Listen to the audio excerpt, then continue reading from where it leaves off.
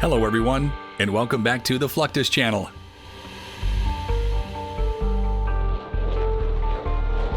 Fighter pilots and pilots of other combat aircraft have some of the most dangerous jobs on the planet. They are expected to risk their lives against high-performance enemy fighters and missiles. When they do get shot down and survive, they need to be able to evade capture until rescued.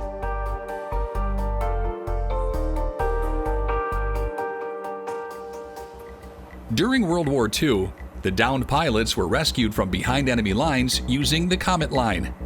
The U.S. Air Force formed the SARTF, or Search and Rescue Task Force, during the Vietnam War.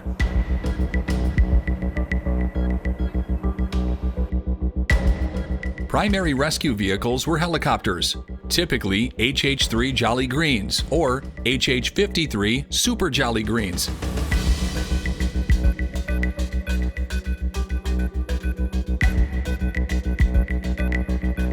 Scramble missions within NATO are a regular occurrence, especially over the Baltic, Black Sea, and Bering Straits.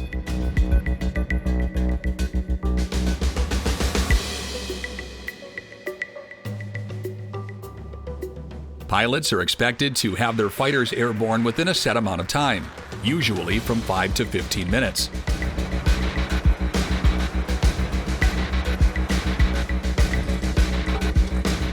Once the fighter pilots have put on their flight suits, they are driven to their already prepared aircraft, where the ground crew can already be seen going through pre-flight checklists.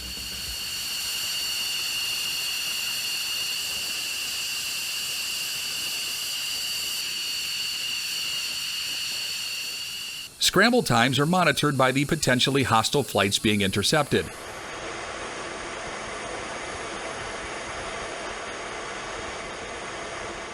F-15C Eagles find a pair of Su-30 flankers on this mission and shadow them in a calm and professional manner.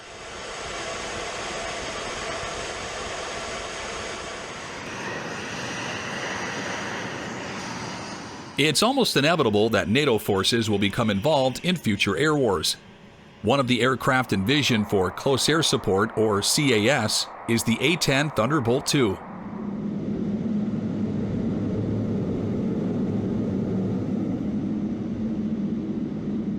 This CAS aircraft was developed around an immensely powerful GAU-8 30mm 7-barrel rotary cannon. The cannon, also known as the Avenger, fires up to 3,900 rounds per minute. Also known as the Warthog, its design centers around low-level subsonic attacks.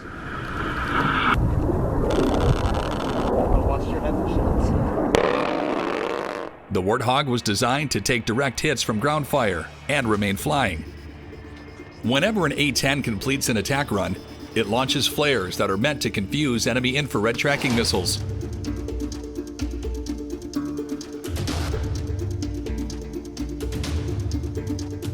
On most missions, the Thunderbolt II is armed with AIM-9 Sidewinder missiles as well, to be able to defend itself against aerial threats.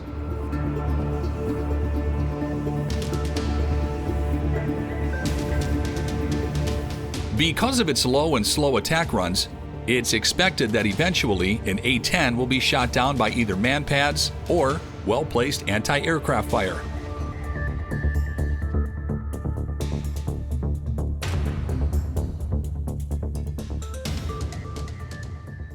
SERE, or Survival, Evasion, Resistance, and Escape Training, is exactly what it says. Pilots are required to complete the course every 3 years at Fairchild Air Force Base in Washington, which is part of the Air Education and Training Command. The curriculum is geared towards ensuring the pilot can remain undetected, evade capture, and then signal and radio for rescue.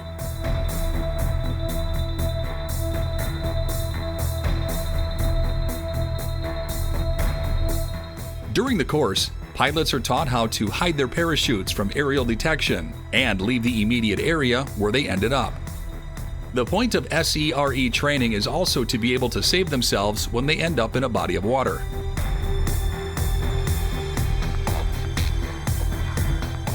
Pilots must be able to stay afloat and release themselves from their parachute rig. It may take hours before the Combat Search and Rescue, or CSAR, team arrives.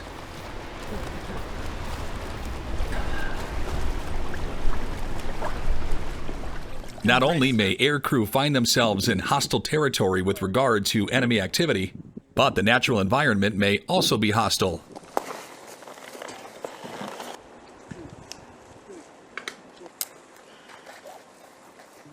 One of the most hostile places to find yourself as a pilot is the jungles of the world. On the Jungle Operations Training course, trainees find themselves learning to survive and navigate the treacherous realm of such an environment.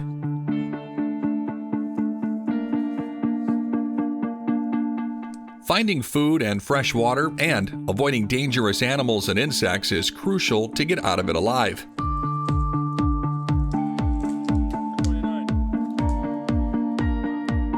And if you do run into the enemy, these men and women must be able to protect themselves. Courses like this ensure they have a fighting chance.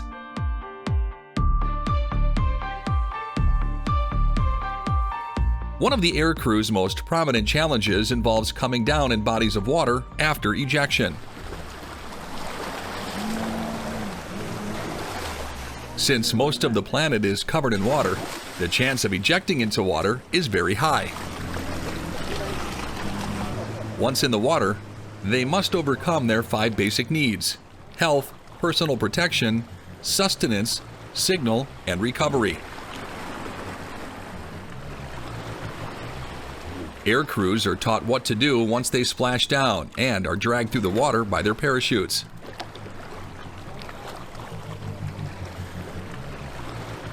It may also happen that their parachute canopies come down on top of them. Then they need to escape from the situation and reach the shoreline.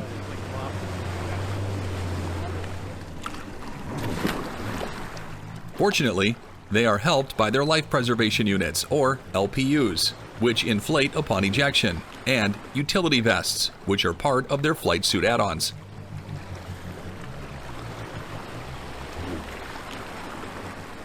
In order to ensure that all survival equipment is in perfect working order, airmen assigned explicitly for the job do regular inspections.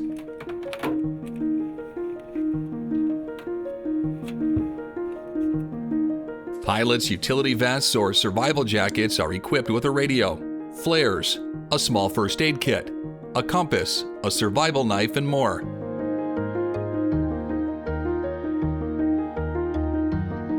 A one-man life raft, extra food and water, a larger first aid kit, shelter materials, and signal devices can all be found in the emergency pack, attached to the seat or harness.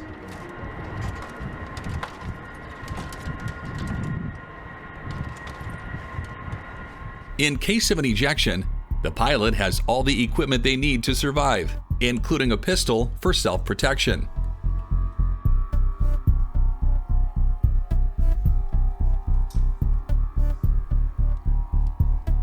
No survival is possible without the aircrew being able to eject from their aircraft safely.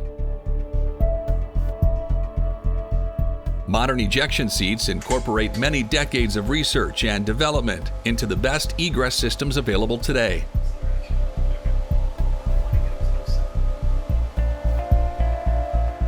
The ACES 200 ejection seat was developed to allow pilots to eject at any altitude and any speed obtainable by their aircraft. Modern ejection seats are regularly maintained and inspected at egress shops of various United States Air Force bases across the USA and internationally.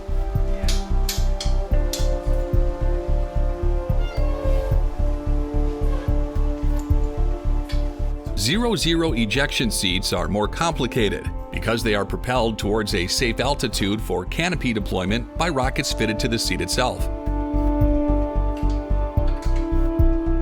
That, in turn, means that egress systems technicians need to be highly qualified to work on these types of seats.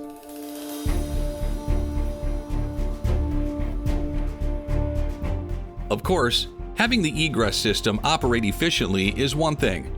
Pilots still need to know how to use them under duress. In the United States Air Force, annual emergency egress training involves putting fighter pilots through rigorous simulations to ensure they can escape the aircraft in various scenarios.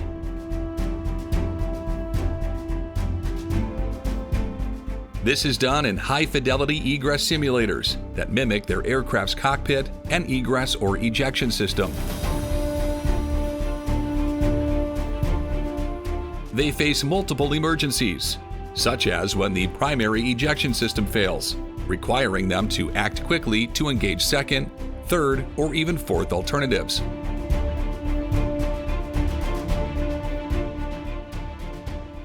Pilots are expected to not only physically carry out these emergency procedures, but also to identify swiftly the emergency, determine the appropriate course of action, and respond appropriately under high stress.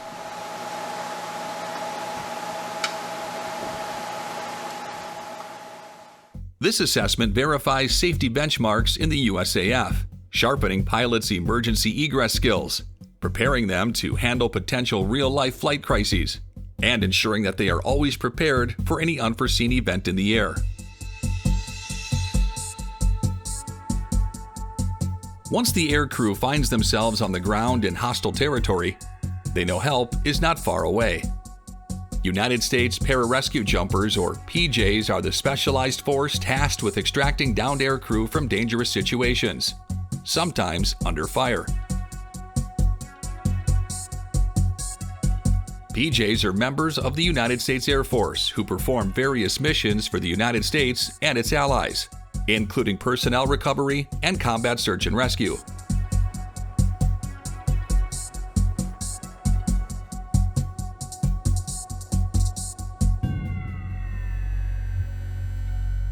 In the Air Force, PJs are typically stationed with AFSOC or ACC due to their extensive training and expertise as special operators.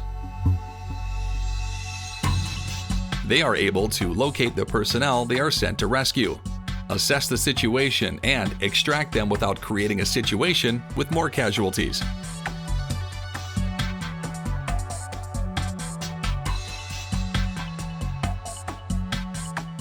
PJs are more than just medics.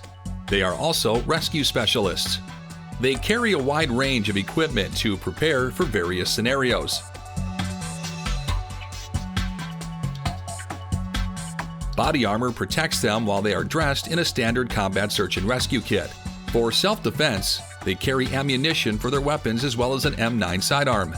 Radio allows for effective team coordination, and a personal flotation device ensures survival in aquatic scenarios.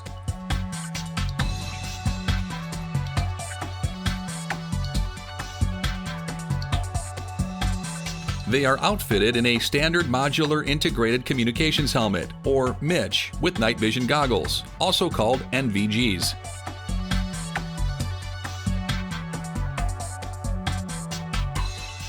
They are outfitted in a standard modular integrated communications helmet, or MICH, with night vision goggles, also called NVGs.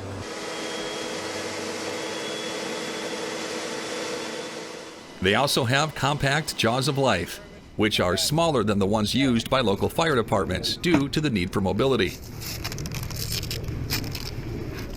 The equipment must be mission-specific and light enough to carry for miles on foot.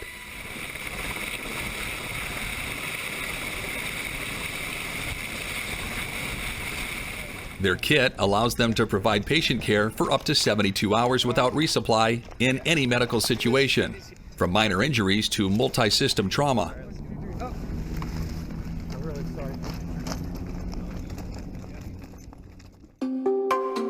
Fighter pilots and aircrew undergo training that invests millions of dollars in them. They are not as easily replaced as aircraft. Therefore, the U.S. military has different systems in place to protect their investments.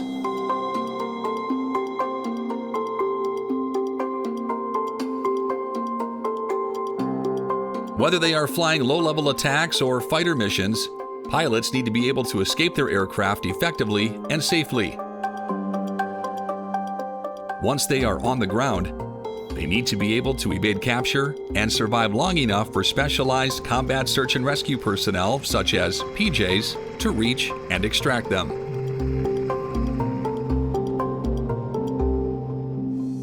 That's the end of this video. I hope you enjoyed it. Make sure to subscribe to this channel so you don't miss any of our new content. See you next time.